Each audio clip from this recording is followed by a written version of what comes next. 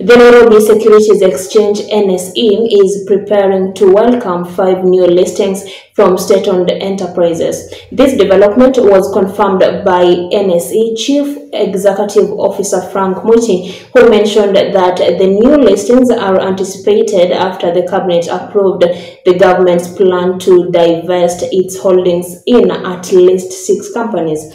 This announcement comes amidst a renewed effort by the government to implement austerity measures, including reducing funding to unprofitable state-owned enterprises. Our reporter Ben Mwiti with more. The Nairobi Securities Exchange, NSE, is expected to see an end to its dry listing spell before the close of the calendar year.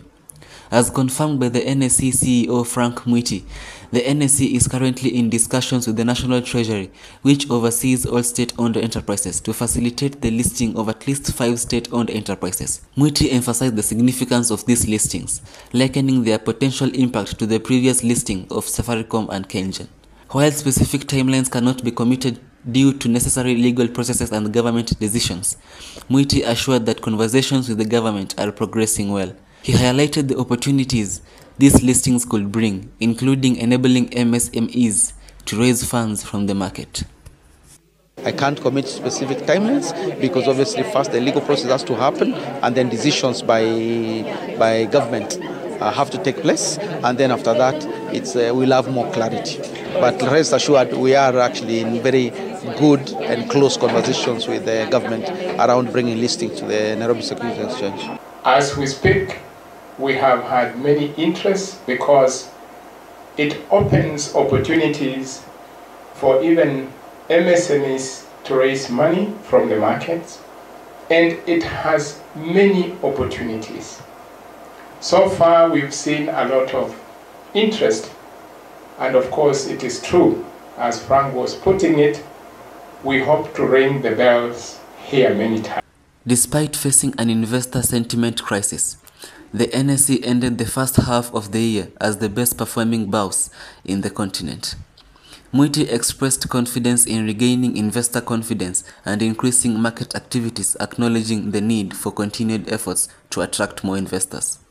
The NSE has seen remarkable growth in the market activity and the value of securities, with market capitalization rising from 1.43 trillion at the start of 2024 to about 1.7 trillion. The exchange also admitted Ilam Fahari Real Estate Investment Trust to its unquoted securities platform, following regulatory approval from the Capital Markets Authority to delist from the main investment market segment. This strategic move, defended by the NSE, does not signify a downgrade. Yes, it's been a tough three months, but I think there is resilience in the market, and I think the market is going to return stronger. The NSE has witnessed remarkable growth in market activity and value of listed securities, evidenced by a surge in market capitalization from 1.43 trillion at the onset of 2024 to about 1.7 trillion.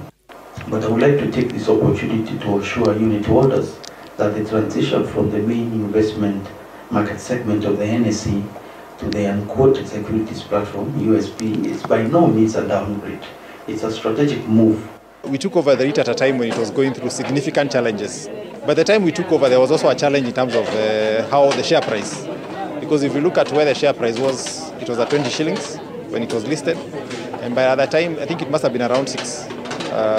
So that was an indication that there was a problem. The transition allows the REIT to be traded between different parties, with price negotiations occurring between buyers and sellers, although it increases risk due to lower regulation and varying prices. Reporting for the Tandao News Outlook, I am Ben Mwiti.